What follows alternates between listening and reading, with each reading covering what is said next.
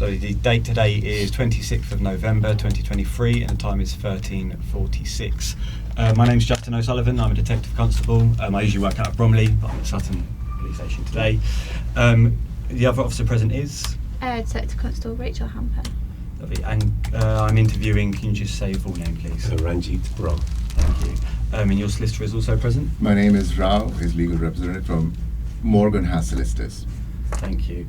Just before we go any further, RANJEET, just in relation to your rights, you have the right to speak to a solicitor. Obviously, you're very aware of that right because you have a solicitor present with you. I just need to check that prior to this interview, have you had enough time to speak to your solicitor? Yes, thank you. You have. It's an ongoing right, so if at any point during this interview you would like us to pause it, step out so you could have another chat, you just let us know and we can do that. Thanks, sir. Okay.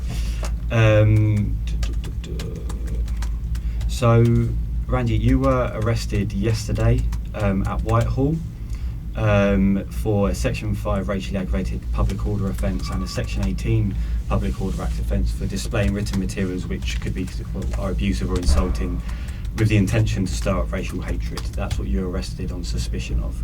Right, that's the allegation, right? Yeah, absolutely. Yeah, that's the allegation. Because I don't agree with it. Yes. Absolutely. Is that yeah. right to say that? Yeah. So that's why. So you're here on suspicion of committing that offence. We're not you. saying you definitely have. It's suspicion. Thanks very much. So just in relation to that, you would have been cautioned at the time, but I'm going to caution you again. Just make sure that you understand it. So you do not have to say anything, but it may harm your defence if you do not mention when questioned something which you later rely on in court. Anything you do say may be given in evidence. Just to break that down, you don't have to answer my questions today if you don't want to. It's your choice. Thank you. Okay. If you don't answer my questions and this were to end up in criminal proceedings and a trial, and you give an account there that you haven't given today, there is a chance that the courts may be less likely to believe what you say. Sure. Okay. And lastly, as we've already discussed, it's being recorded. So if this were to go to trial, it could be used in evidence. Is that an audio or is it a video recording? What have you Audio gone and for? video. Audio and video, both. Okay. So if it were to go to trial, it could either just be played out, or sometimes what they do is they transcribe it and it just gets read out. Do you understand all of that? I do, thank you. Lovely. Justin. So, just in relation to what you have been arrested for, can you just tell me what happened yesterday? Sure. So there's a demonstration in support of Palestine. Mm-hmm. Essentially, those demonstrations are happening because we feel there's a genocide happening. Mm-hmm. A civilian population are being targeted as part of a like a 7,500-year history. But it's a big episode. So I'm a doctor. I've got many friends in the medical community, including people who have been and served, and operated on these trauma victims. Mm-hmm. And it's very distressing to see that there are 15,000 people have died of civilians. 5,500 children. So there are these very big demonstrations. I think people feel rightly very strongly about it. Mm-hmm. So I went down to the demonstration and I took some friends and we set up a small stall with some literature to meet people and discuss with them and support the demonstration. Mm-hmm. There's nothing new in our literature. It's kind of widely available literature. Mm-hmm. All of them have ISBN numbers. They've been registered in the normal way publications have been. Okay. So our party is also a publication house. Mm-hmm. And so we operate as a publisher. Our party is also a registered political party. And so we have the ability to stand elections and should we want to do so. So we're part of that democratic process, if you like. And when we publish our books, we have an ISBN number. Copy goes to the Bodleian Library, I think the Cambridge Library, to the National Library. So there's nothing new or untoward about our literature. The historical works, and with political analysis as well. Mm-hmm. Anyway, I had the books out, and very uneventful, speaking to some people. Had lots of conversations with the police around. There are lots of police, but they're honestly very friendly. John Duggan was an officer who was PC, who was very near us, and I was just having chats with him about things during the demonstration. And then there was an officer, I think McIntyre, Inspector McIntyre, who I'd seen a couple of weeks ago, or 4 weeks ago, demonstration. We were saying hello. Mm-hmm. Very friendly, very cordial, nothing untoward. Standard. I was only planning to go down for a few hours because I've got lots of family things going on, so I was just going to go home again. Then we had this chat. I saw McIntyre again, I think it was Inspector McIntyre, went off. And he came back a little later and said, "Oh, no, I have been told I have to confiscate your books." But he didn't take any books. He just took that group of books that he got over there, Yeah. which is the pamphlet, which is written on Zionism. I'm not absolutely sure, but I think it's written in 2015, so it's been around for a long time. Yeah. There's nothing new about it, but it's a pamphlet that relates to the specific history of the ideology of the founders and the current rulers of the state of Israel. So it's like a historical exposure. That's enough for now. But essentially, they took that, and I said, "Oh, surely not." I've asked them for a seat. We kind of, there were lots of people filming what was going on at the time because it was just the middle of a demonstration. It generated a lot of interest, actually. People were trying to grab the book and take it was like if I wanted to sell the book, I should do this in the future, because everyone suddenly wanted the book. But he took it anyway, and he basically allowed me to write down his name and a few other names which I've got somewhere. It might be in the things that were taken from custody. And they went away. Well, basically no hard feelings, carried on. And it was carrying on with, meeting people, talking, totally peaceful. And about half an hour later he came back, and just he'd come back the first time when he said, someone had instructed him. Obviously it wasn't initiated by him. It's like there was some political unit or someone who was telling him, you've got to do something about this. And then he was instructed to come back and say, no, I've been told now I have to arrest you. And I said, surely not. But then there were a lot of officers, and they were just doing their job then, so they went through the process of arrest. They did cuff me, which I thought was totally unnecessary, because I'd been speaking to them for about an hour. We were very peaceful, and I did ask them not to cuff me, and they were a bit forceful with the cuffs. They're very tight and uncomfortable. So that generated inevitably a little bit of gentle friction. There's nothing physical. There was no resisting arrest. But it was like verbally, I was very upset that I was basically being imprisoned. Obviously, the officers were doing their job, and someone's told them I'm committing a crime. But as far as I'm concerned, no crime was being committed, and it's deeply. I've got very limited time. I know we all have, but it's just been deeply disruptive to my life and weekend, and it just feels like harassment. And to be honest, these officers didn't want to do it. It wasn't initiated by them. I do feel that they're under tremendous political pressure to make arrests and to produce this, and so the whole thing was a bit of a. To me, a storm in a teacup and unnecessary. But that's, in terms of the events, that's what happened. Okay, you mentioned about 4 weeks ago, you mentioned that you were at another one of these sort of rallies engaging with people, police and so on. Did you have those books then? Yeah, in fact, so the first time we ever took this, or one of the first times we took this on the street, which was ages ago, so the time when, Jeremy Corbyn was being very much accused of anti-Semitism. This was a back and forth thing. And for that reason, at that time, this had just been published, and there were a group of Zionist activists who were outside one of Jeremy Corbyn's meeting, and they made a big fuss about it. Okay. And they gave it to the police, and the police took it at that time, and I gave my details to the police. That was I'm thinking 2015. Okay. So this has been in the possession of the police for 8 years. And nothing came of that. Okay. Did they ever call you or speak to you about that, the police? Never. And someone also took, I think, 2 copies. They didn't take all of them, took a couple of copies. I forget the date, because I don't think it was the 11th. It was maybe a couple of weeks before the 11th. So towards the end of October, one of those demonstrations, which is where it was the Marble Arch. It was the first Marble Arch, the 300,000. First weekend there was something at the BBC. Second weekend there was a Marble Arch to Hyde Park or something. Marble Arch to Downing Street. It was this demonstration. So they took a couple more then recently, and again nothing came of it. But I know there's been a lot of political pressure. If you look in the media, I don't feel it personally, but you can see it in the media. Absolutely. So just in relation to, you said you were there with some friends. As you're fully aware, there's 3 other people that were also arrested with you. Was there anyone else with you, or was it just those 3 people? No, just those 3. Just those 3. I do feel really sorry for little Ethan. he's a lovely little boy. He's a GCSE student, basically. Yeah. He's the kind of student that would be sent to me for work experience, to look around the hospital. But he's very switched on. He's very intelligent. He's got just done his GCSEs. He's got all 9 in his GCSEs. He's a lovely boy. He's never done a thing wrong in his life. I don't know even if he's read the book or is aware of the book. Okay. He's just standing with us at the stall. Yeah. I think it was very unfair to arrest him. If I'm honest with you, I don't think it's right to even question him. I don't think he'd know the contents of the book particularly. He's someone who's learning. He could become anything and do anything, and he's not really He's just come to us and is interested. So we speak to him about politics, like I teach anyone about history. But he's a lovely boy. So really, I think the other 2 are adults. They can speak for themselves. They're members of the party. They will be able to answer for themselves. Yeah, and I was always asking him, because he's 16, he's technically, like, he's in medicine, what I would call Gillick competent. If he came to me and needed an operation, I wouldn't have to speak to his parents if he wanted something.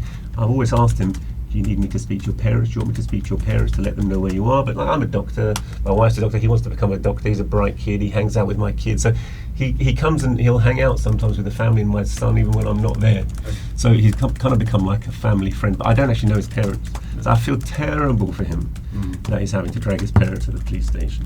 And I haven't even met them, so I can only imagine what the poor parents are thinking. So I feel very sad about that, but definitely I don't think he should really be involved in investigation. The others, we're members of the party, and I'm pretty sure they would have read the book. And what party is that you mentioned? It's the Communist Party. Okay. And sorry, you've mentioned that Ethan's friends with your children. My eldest son's 14. Okay. So how is it that you know Ethan, or your children know Ethan? Purely by his interest in politics, because he's interested. He's done GCSE history. He's widely interested. He's read incredibly widely. He's a very intelligent young man, and he's an independent adult. Yeah. But he's entitled to go to demonstrations, and he's entitled to go where he wants, and that's fine. Yeah, so I've never forced him to let me speak to his parents. But I haven't known him super long. I've only known him 3 months. I think. Okay. How did you first come to meet him, though, that sort of one? Yeah, he contacted me. I'm not sure if it was at a demonstration or somewhere else, but he contacted us. So just in relation to the book itself, I appreciate you've sort of mentioned it already. I think the reason that this was happening in the officers that were concerned at the scene, as I'm sure it's explained to you, so you said there was a lot of chat, is that obviously on the front what's displayed there, I mean, for me just to look at as a sort of a third party outsider, I see sort of like a Star of David with what could be considered sort of a swastika symbol.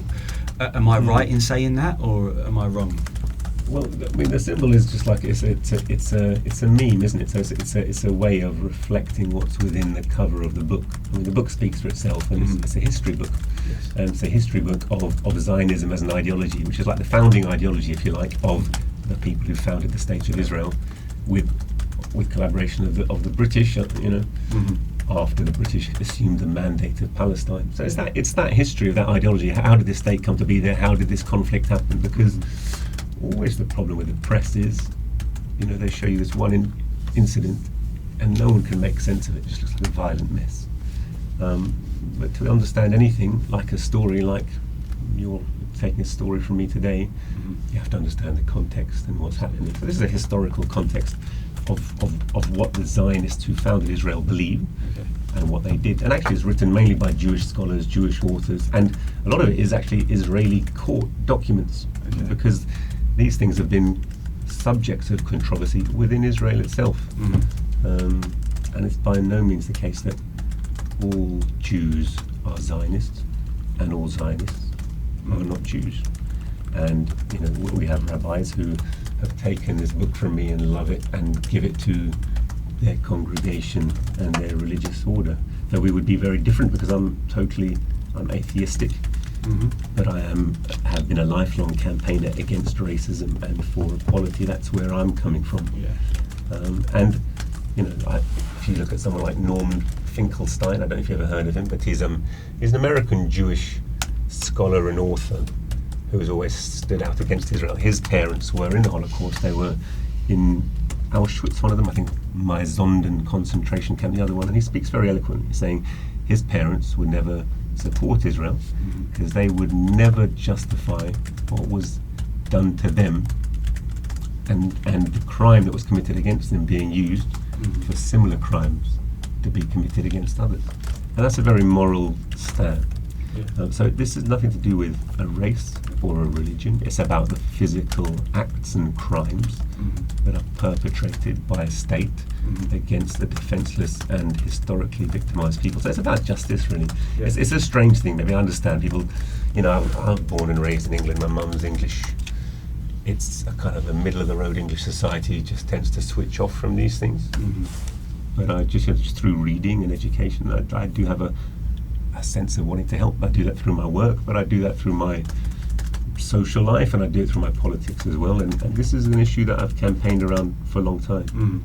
So just to confirm, I mean, you've touched on it there, that, I mean, your intention while you were there displaying these books or selling these books, what was that? What was Of it? education. Yeah.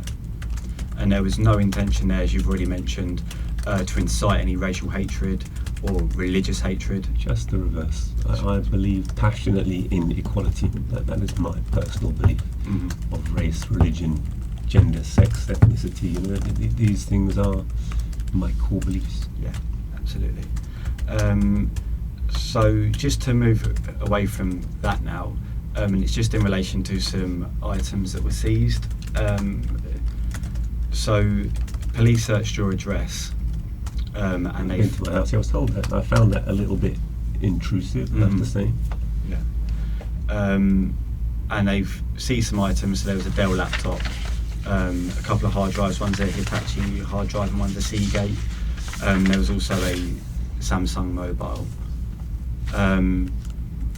Just in relation to all of those devices, if we were to look at those devices, would we find anything on those devices that could be considered criminal No. or extremist or anything Absolutely like that? not, no. No. I mean, the laptop and the phone, it's a bit frustrating. I hope you're not going to have to hold on to them because they're my work laptop and phone. Okay. So I'm a surgeon. I have to do a lot of remote clinics and remote working. So I've got, and I was told a dictaphone as well, but maybe I was Yeah. told that wrong. Sorry, there is a dictaphone as well. Sorry, I was looking purely at the devices that would hold. Yeah, because the dictaphone's got kind of active patient. That's not in question. Just the Yeah. 4 he's talking Okay, about. yeah, but they're just as my method of checking letters and doing work, Yeah. and so the patient's pathway and care will suffer. There'll be details of their care that are not recorded elsewhere and need to be acted on urgently. So I'm a bit concerned that they'll, you know, their Yeah. care will suffer because of the situation I'm in. I understand. Just quickly, who is it? Is this private or is it? It's NHS. It's NHS laptop. Yeah. Can I also ask you one thing, please? You know, all the material that you have on your NHS laptop, Yeah. do you have a duty of confidentiality around that as well? Yes, absolutely. That's it. Which is why, you know, I would never, for example, take it out. No. I do take it between work and home, but For example, anybody else to look at it, you are covered under that duty of confidentiality, Yes. right? You would not want to share that with Correct. anybody else. Of course, Yes. it's client details and stuff like that. That's it. Just in relation to those, just so we could confirm that is what those laptops or that phone is for, would you be willing to give us the part? I'm assuming there would be a passcode to I'll explain that to There you is, after the yeah. interview. Can I advise him after the interview on that? And we Absolutely. can come back to you on that. Of course, no All right, dramas. great, thanks. In relation to the other two, there's 2 hard drives that were seized. yeah, that's all just my, you know, you get to that point where you've got so many computers that have stopped working, and I tended to back up old computers onto them. Yeah. I don't even look at them. I don't know what's on them, but it's nothing. It's just No. it's just the backup of old computers that I used to use. And, you know, you never know when you're going to need a data or a photo or something, or emails. And No, absolutely. I don't actually know if they still work and if I can access them. I've not Okay. plugged them in for a long time, but there's Yeah. nothing criminal or That's dangerous. great. Same thing. I'll let you have a chat with your solicitor after about Right. providing passcodes, etc. for Right. those if Yeah. you decide to do so. Mhm. Rachel, sorry, is there anything you wanted to ask? You've spoken about how you know Ethan, but can you just quickly go through how you sort of know Eleanor Moore and Sylvester? Mr. Brower, can I advise you? Of course, yeah. Let them speak for themselves and, Sure, no and, problem. and just say no comment or question for this one, please. No problem. So you don't want to tell us about your relationship to them or how you've met him? I'll take my solicitor's advice. Thank you.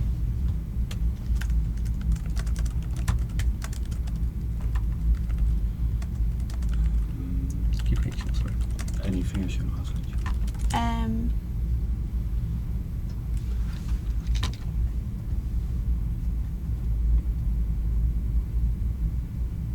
No. Fine. Is there anything else at all that you wanted to say before we look at concluding the interview? No, I'd love to conclude the interview, but they're just really about kind of whether it's possible to have a popular custody record, Yes. and kind of if I can get some indication of where we're going with this, Absolutely. what the next steps are. Yes.